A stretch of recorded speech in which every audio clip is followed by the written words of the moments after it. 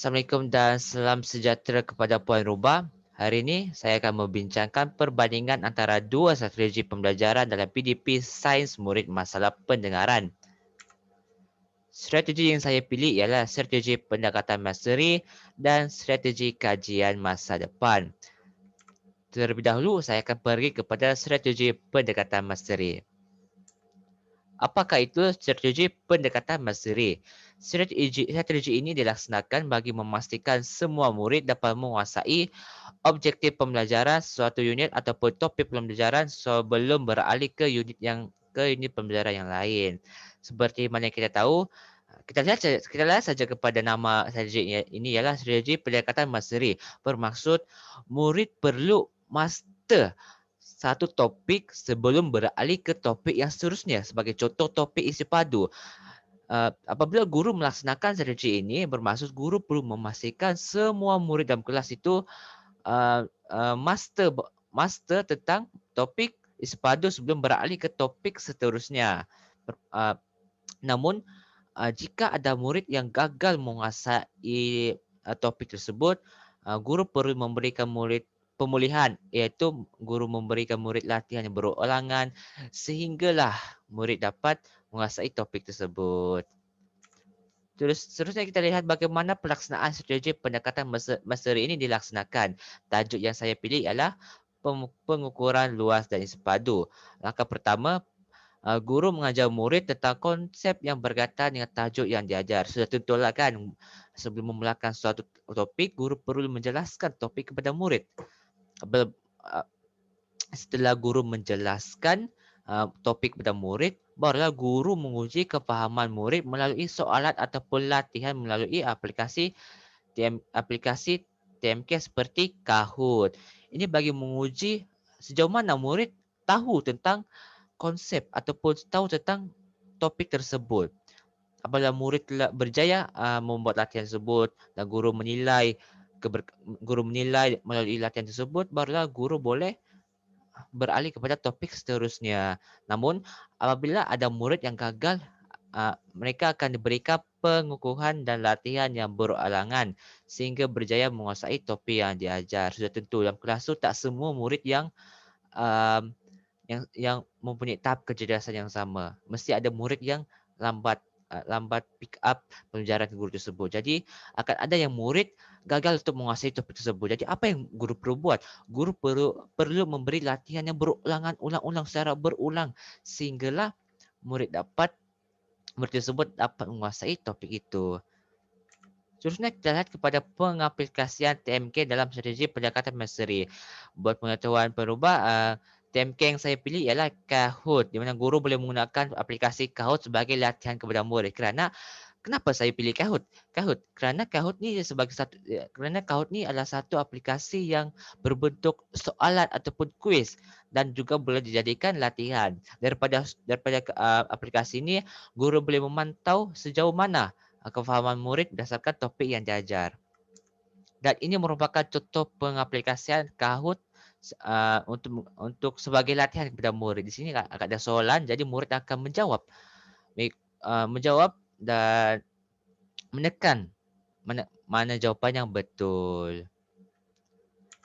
Okey, tadi saya telah bincangkan tentang strategi pendekatan mastery. Seterusnya saya beralih kepada strategi kajian masa depan. Apakah itu strategi kajian masa depan? Strategi ini adalah strategi pengajaran untuk memikirkan tentang masa depan secara berkaedah, bermakna dan bertanggungjawab. Bermaksud, apabila guru melaksanakan strategi ini, murid perlu berfikir 10 langkah ke hadapan ataupun 10 tahun ke hadapan, 100 tahun ke hadapan apa yang terjadi. Contohnya, guru memberikan satu tema kepada murid, tema tenaga. Jadi murid perlu berfikir apa tenaga yang digunakan oleh dunia 100 tahun akan datang. Itulah maksudnya strategi kajian masa depan, iaitu murid meramal apa yang berlaku di masa depan. Melalui strategi ini juga murid memerlukan pemikiran yang kritis untuk berfikir.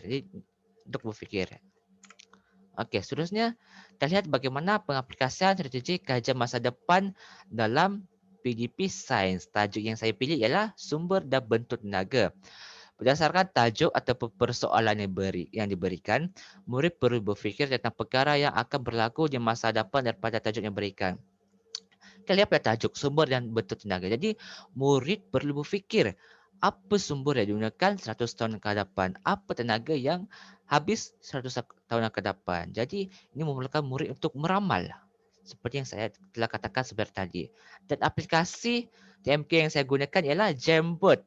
Jamboard. Dan kita lihat bagaimana saya akan menggunakan Jamboard. Di sini terdapatnya macam peta minda di mana murid perlu melamarkan tentang sumber dan bentuk tenaga yang akan digunakan oleh negara dan dunia pada 100 tahun akan datang. Di sini setiap murid akan memberikan setiap seorang satu isi dan murid perlu menambah isi tersebut. Jadi kenapa saya buat ni supaya nanti bila murid dah memberi pendapat mereka masing-masing, semua murid dapat melihat pendapat kawan-kawannya. Jadi sekaligus dapat menambah pengetahuan mereka juga, dapat menambah pemikiran kritis mereka, dapat meningkatkan kemahiran mereka untuk berfikir. Okey, kita dari sebentar tadi saya telah berjelaskan apa itu strategi pendekatan Mesri dan strategi kajian masa hadapan. Seterusnya kita lihat kepada perbandingan kelebihan di antara strategi kajian masa depan dan strategi mastery. Okey, kita lihat kepada kelebihannya. Kita lihat pada kelebihan mastery terlebih dahulu. Apakah kelebihan mastery? Prestasi pencapaian murid dapat ditingkatkan. Ya, betul, kerana guru memberikan latihan kepada murid. Jadi sekaligus latihan ini dapat mengukuhkan kefahaman murid tentang sesuatu konsep. Yang kedua pula, murid mempunyai kemahiran asas untuk meneruskan ke unit yang seterusnya. Daripada latihan tersebut, murid dapat mengukuhkan konsep asas satu tajuk. Jadi apabila mereka sudah ada kemahiran asas ataupun konsep, jadi mereka ada tu kemahiran dan yang mereka boleh bawa ke unit seterusnya. Dan yang ketiga ialah guru dapat memantau kemajuan murid dan menyediakan langkah pemulihan yang sesuai. Ya, betul, sebab daripada ini sebagai contoh, guru melaksanakan kahutiyat tadi. Jadi guru dapat menilai mana murid ataupun guru dapat memantau mana murid yang lemah, mana murid lemah bahagian mana, murid yang tinggi bahagian mana. Jadi apabila guru dapat memantau secara keseluruhan, guru dapat menyediakan pelan pemulihan yang sesuai dengan setiap murid. Jadi sekaligus saya dapat memastikan semua murid dapat menguasai topik tersebut. Sekarang kita beralih kepada kelebihan kajian masa hadapan. Kelebihan yang pertama ialah melatih murid untuk menangani isu kritikal. Kalau kita lihat kepada mastery dapat meningkatkan pencapaian murid. Tapi manakala kajian masa depan ini ialah ia dapat melatih murid untuk menangani isu kritikal. Sebab kajian masa depan ini mengkehendaki guru untuk memberikan isu dan tema yang relevan. Jadi berdasarkan isu tersebut, murid dapat mencari jalan penyelesaian ataupun dapat berfikir untuk menangani isu tersebut. Sebagai contoh, guru bagi tajuk isu pencemaran alam sekitar. Jadi murid perlu berfikir apa akan terjadi kepada dunia jika alam sekitar tidak dijaga dari sekarang. Jadi berdasarkan ini, murid dapat berfikir bagaimana mereka boleh menangani isu tersebut. Yang kedua ialah guru dapat menerapkan pelbagai gaya pembelajaran. Di sini guru boleh menerapkan berbagai gaya pembelajaran kerana strategi kajian masa hadapan ini terbuka, fleksibel untuk menerapkan pelbagai gaya pembelajaran.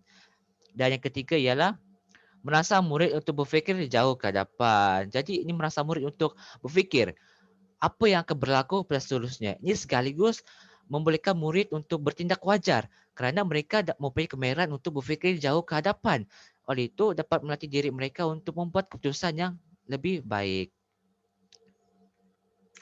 Okey, seterusnya kita telah berbincang tentang keburukan. Kali ini kita akan berbincang tentang perbandingan keburukan di antara strategi mastery dan strategi kajian masa depan. Kita lihat terlebih dahulu kepada mastery. Apakah keburukan mastery? Pertama ialah kekangan masa pelaksanaan.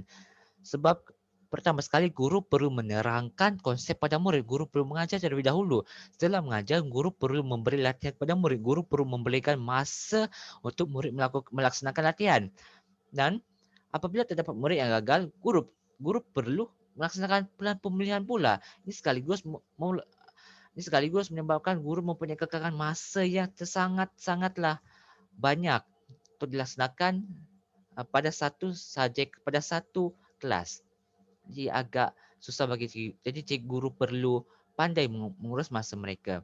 Yang kedua ialah memerlukan persediaan yang sangat rapi dari segi bahan batu mengajar, bahan batu mengajar, dari segi latihan, dari segi pelan pemulihan, kerana latihan dan pelan pemulihan dan serta bahan batu mengajar yang digunakan haruslah bertetapan dengan objektif ataupun nas pembelajaran.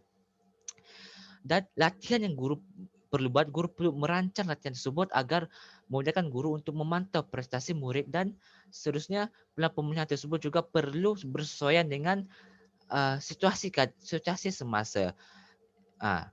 Seterusnya, guru perlu proaktif dan kreatif. Di mana guru perlu kreatif dalam menghasilkan latihan dan guru perlu proaktif dalam menghasilkan pelan pemulihan agar dapat memastikan keseluruhan kelas kesemua murid dapat menguasai topik tersebut. Okey, sekarang kita beralih kepada kajian masa depan. Kekurangannya ialah pertama sekali, ramalan tidak pasti akan dicapai ataupun fakta itu salah, kerana tidak semestinya semua murid ramal itu tidak betul, dan apabila murid meramal dengan tidak betul, bermaksudnya akan mendorong murid untuk memberikan fakta yang salah. Isi kedua ialah memerlukan guru untuk menjadi fasilitator yang cekap dan mahir. Ini memerlukan guru untuk menjadi fasilitator yang tinggi ilmunya, kerana guru akan membimbing murid sepanjang strategi kajian masa depan dilaksanakan, kerana ini melibatkan fakta ataupun isu yang betul. Jadi guru perlu memastikan murid um, sentiasa diberikan fakta yang betul. Jadi ini memerlukan guru untuk menjadi fasilitator yang terbaik. Seterusnya, pemilihan isu dan tema perlu relevan, kerana kita tidak boleh menjadikan isu seperti isu global yang kompleks sebagai isu untuk mengajar murid tahun 1. Dia agak kompleks. Jadi murid tahun 1 tidak akan mudah faham isu tersebut. Jadi guru perlu berfikir secara kritis, memilih isu dan tema yang relevan terhadap murid dan keadaan sekarang. Okey.